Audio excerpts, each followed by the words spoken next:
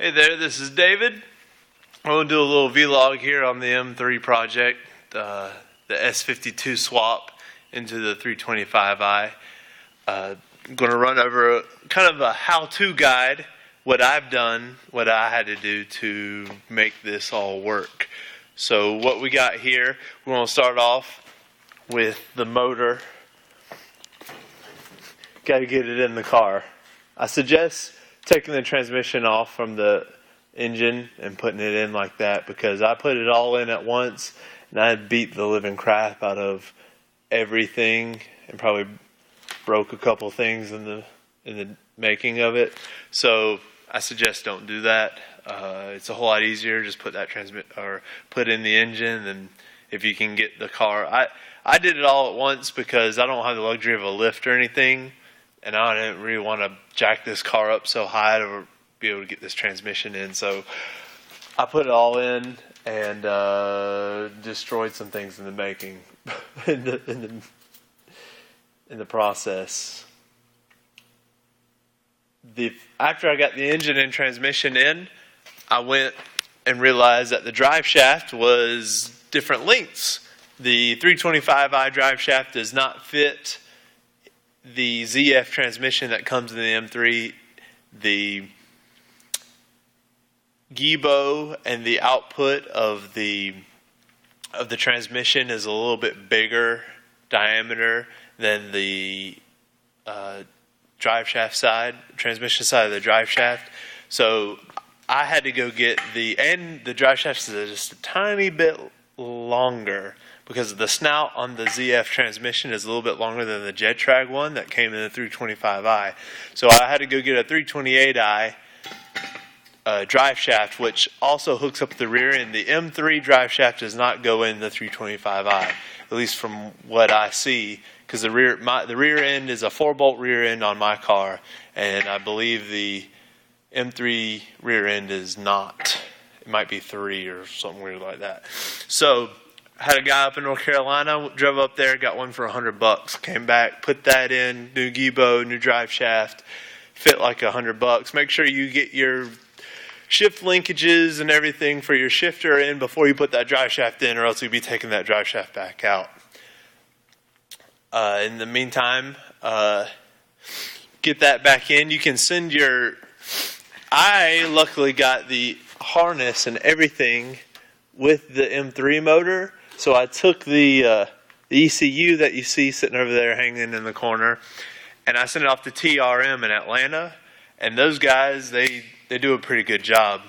They had it back to me rather quickly, really quick turnaround. And for $100, they did the EWS delete. For $150 more, they'll tune the motor, but I didn't want to get that because hopefully I'll be doing the M50 intake swap and do OBD2 to OBD1. Right now this is still an OBD2 motor. This is the M50, and along with a M50 wiring harness and ECU and all this crap that I still have from the old motor and that came in the car before I ripped it all out. And next, after you get that done and you get the ECU back, you realize that there's some wiring things. I really thought this was going to be a big deal at first, how these plugs don't go into anything, but it doesn't matter.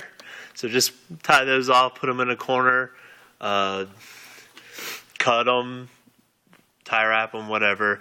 This is your main bulkhead connector that has to work. That goes in, goes straight in, nothing to change. You have you have a connector here on the wiring harness, fuse box. Another thing, I had to buy a new mass airflow sensor, and yes, that is a inner tube that's connecting this elbow. A little ghetto right now because I'm just trying to get it to run. Mass airflow for the M3, so it runs. Can't use the 325i stuff. As well, the grounds all hook up where they're supposed to. There's one on the engine mount, and there's 2 up here that connect to the strut tower. And then you have all your all your hots and everything hooked right. And something I'm using the 325i radiator, and it has one less connector or opening, I guess, than the M3 radiator does, because there happens to be right down there, you can't really see it, it's dark, but down there is a water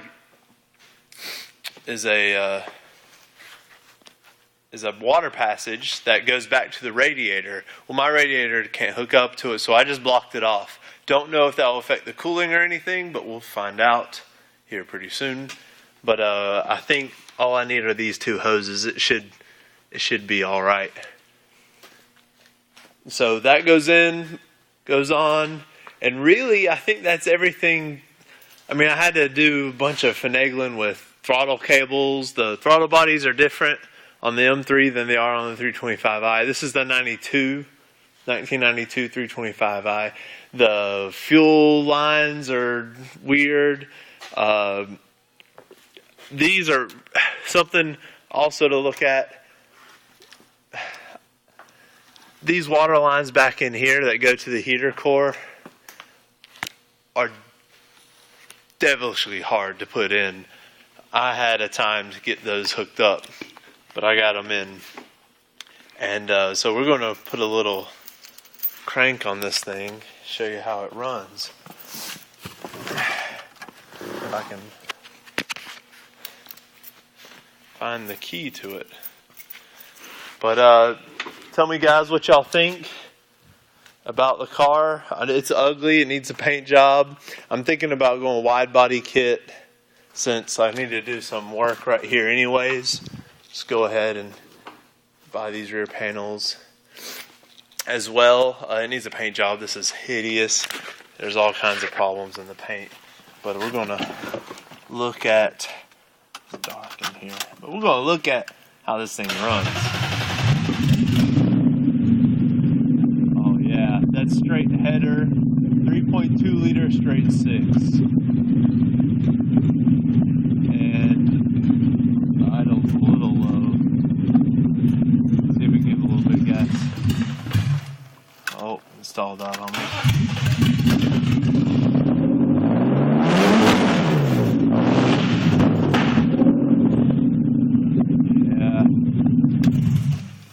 Enough of that. So, oh, it sounds so good. I can't wait to go out and drive this thing. I got a little bit more pipe I'll put on it. Here in South Carolina, we don't have any emissions regulations, so I can run anything I want on the road. It's amazing. One of the good things about living in this great state. So, if you have any questions or you need some help on your project, let me know. I got a lot more things that I'll have to do with this car before it's said and done with. We got some more things that we're going to be doing on the Viper, and with lighting, with engine. We're going to be building a couple engines here soon, so we're going to see some big 8.5 liter V10s get put together, and some other secret stuff. So you'll have to stay tuned. I want to start making a couple more videos, more and more videos. M3 is an iconic car. People love them. So I'm getting to know this car. This is my first BMW, and I like it. I like how they engineer it. I like how it's put together. I mean, this swap was incredibly simple.